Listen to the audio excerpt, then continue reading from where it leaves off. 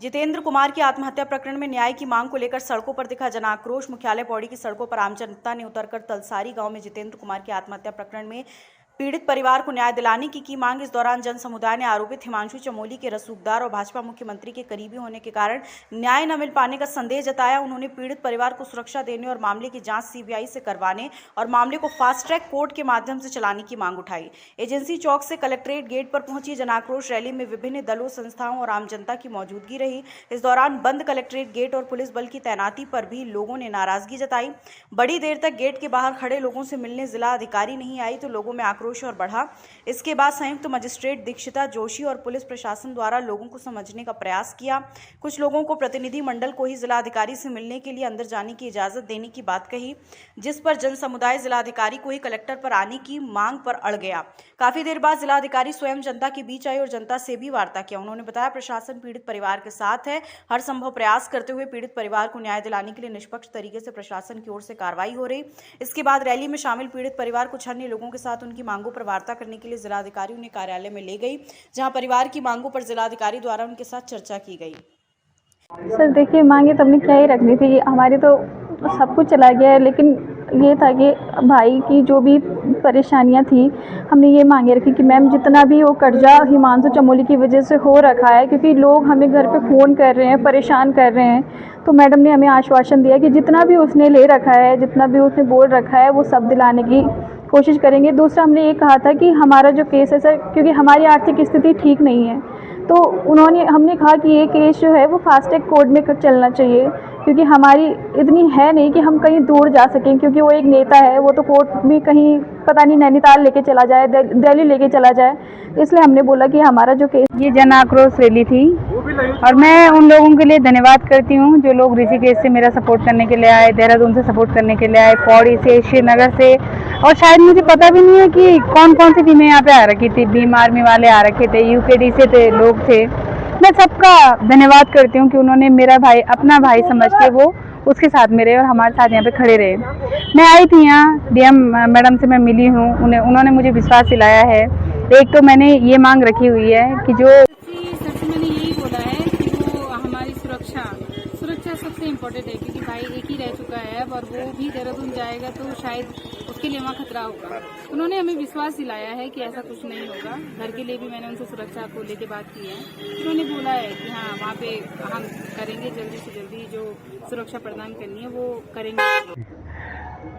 देखिए, आज आपने पौड़ी जिला मुख्यालय में आज जन आक्रोश रैली थी और उस रैली में तमाम संगठन, चाहे वो राजनीतिक संगठन हो चाहे सामाजिक संगठन हो, सभी लोग मौजूद थे। और बड़ा ये खेद का विषय है कि जिस समय हम लोग रैली को लेके डीएम कार्यालय पहुंचे और डीएम साहब ने बिल्कुल बहुत देर तक वहां पे आने के लिए अपने को मना किया, तो हमने वहां पे बहुत प्रदर्शन किया वहां पे, और तब जाके वो आए। हमने अपनी बात उनके सामने रखी, ज्ञापन उनके सामने रखा। परिवारजनों वालों ने उनकी मांग थी कि एक तो इस मैटर को जो है इसको कार्रवाई को फास्ट ट्रैक कोर्ट के माध्यम से तुरंत कार्रवाई करें, और दूसरी मांगे थी कि इसमें कि जो परिवार है उनके परिवारजन वालों को जो उसका जो लेन देन का जो पैसा का था उसको सुलटाने का काम करें, उन लोगों के पैसे को वापस दिलवाने का काम करें। और साथ ही जो उनकी जो माताजी है, जो पीड़ित माताजी इस समय रो रही है घर में बैठ के, वो शायद स्वास्थ्य से भी थोड़ा सा परेशान है, तो स्वास्थ्य लाभ देने के लिए और सिक्योरिटी देने के लिए भी इन लोगों ने अपनी मांग को रखा है। जिला अधिकारी ने हमें आश्वासन दिया है कि हम पीड़ितों को सहायता मिलेगी और हिमांशु चमोली को फांसी मिलेगी, और हमारी आर्थिक सहायता की मांग है वो उन्होंने स्वीकार किया है। मुझे उन पर पूर्ण भरोसा है, जिस प्रकार से उन्होंने हमारी वो मांगे अपने समक्ष रखी हैं। ये धाराएं मुझे अभी तक हमको कोई मालूम नहीं हुई है पुलिस द्वारा कि कौन कौन सी धाराएं लगी हैं, ये अभी हमें मालूम नहीं हुआ। मैं पौड़ी पुलिस अध्यक्ष को धन्यवाद देता हूँ जो हमारा साथ निभा रहे हैं, और उनसे ये भी कहना चाहता हूँ कि वो हर समय हमारा साथ दें और आरोपियों को कड़ी से कड़ी सजा दें। मेरा उनसे यही आवाज़ व्यक्त करता हूँ मैं। आज जितेंद्र के परिवार के साथ हमारा पूरा ही उत्तराखंड उनके साथ खड़ा है, क्योंकि हमने देखी है कि हमारा उत्तराखंड सरकार जो हमारे महिलाओं को साथ अन्याय होने लगे। अंकिता के जैसे हत्याकांड ई पौड़ी जिला में, जो कि जहाँ की मजिस्ट्रेट क्या कहते कमिश्नरी थी, और सारे अधिकारी यहाँ रहते हैं, सारे बड़े बड़े नेता यहाँ हुए, और यही पहले अंकिता के साथ हुआ, अब मेरे छोटे भाई जितेंद्र के साथ ऐसा हुआ। ये क्या हो रहा है? मैं सोचता हूँ इसमें सरकार पूरी विफल है, और इसमें सरकार को जो करना चाहिए, जो कदम उठाना चाहिए, वो नहीं उठा रही है। एक तरफ अंकिता के जो साक्ष्य थे मिलने थे, वहाँ आप बिल्डोजर चला रहे हो। भाई साहब, बिल्डोजर चलाना है तो उस चमोली के घर में चलाइए, हिमांशु चमोली के घर में चलाइए, तब तो मैं भी जानूँ। बाकी मुख्यमंत्री जी ने इनको आश्वासन दिया है, धन्यवाद के पात्र तो हैं वो, लेकिन कैसे? ऐसा न्याय हमारे परिवार को नहीं चाहिए जैसे अंकिता के परिवार को मिला है, या पूरा उत्तराखंड को मिला है। देखिए, आज जो पीड़ित परिवार है वो हमसे आकर यहाँ पर मिले हैं, और उनके जो भी कंसर्न है, कुछ सुरक्षा की दृष्टि के मद्देनज़र उनके कंसर्न हैं, कुछ धाराओं से संबंधित उनके कंसर्न थे, तो उनको ब्रीफ कर दिया गया है कि ये सब इन्वेस्टिगेशन का पार्ट है, और इन्वेस्टिगेशन में जैसे जैसे पहलू आते हैं और जैसे जैसे इन्वेस्टिगेशन अनफोल्ड होती है, उसी प्रकार से धाराओं की वृद्धि होती है और उसी प्रकार से आगे कार्रवाई होती है। तो वो उनको हमने आश्वासन दिया है।